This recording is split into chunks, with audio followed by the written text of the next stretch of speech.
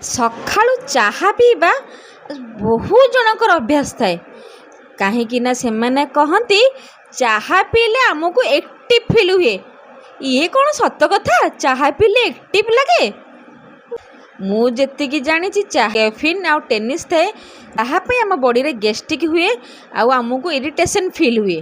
ଆଉ ତ ମୁଁ ବି ଦେଖିଛି, କାହିଁକିନା ମୋ ମାଆ ବି ସେମିତି ସକାଳୁ ଉଠିକି ଚାହା ପିଉଥିଲେ ଆଉ ଯେତେବେଳେ ବ୍ରସ୍ କରନ୍ତି ସେତେବେଳେ ତାଙ୍କୁ ବାନ୍ତି ହେଇଯାଏ। ଏଥିରେ ପୁଣି ସମସ୍ତେ କହୁଛନ୍ତି ଚାହା ପିଇଲେ ଏକ୍ଟିଭ୍ ଫିଲ୍ ହୁଏ। ପ୍ରଥମେ ହଠାତ୍ ଏନର୍ଜି ଲାଗେ, ତାପରେ ଥକା ଲାଗେ। ଚାହାରେ ଆଇରନ୍ ଏବଜର୍ବକୁ ଅଟକାଇଥାଏ। ଦୀର୍ଘ ଦିନ ପାଇଁ ଆମକୁ ୱିକନେସ୍ ଫିଲ୍ କରେ। ଯଦି ଚାହାକୁ ସ୍କିପ୍ କରିବେ ତାହେଲେ ତ ଆହୁରି ବଢ଼ିଆ। କୋକୋନଟ୍ ୱାଟର, ଲେମନ୍ ଟି ଏସବୁ ପିଇପାରିବେ। ଆପଣ ଦେହ ପାଇଁ ବହୁତ ଭଲ। କେତେବେଳେ ଚାହା ପିଇବା ଆପଣ ଡିସାଇଡ଼୍ କରନ୍ତୁ।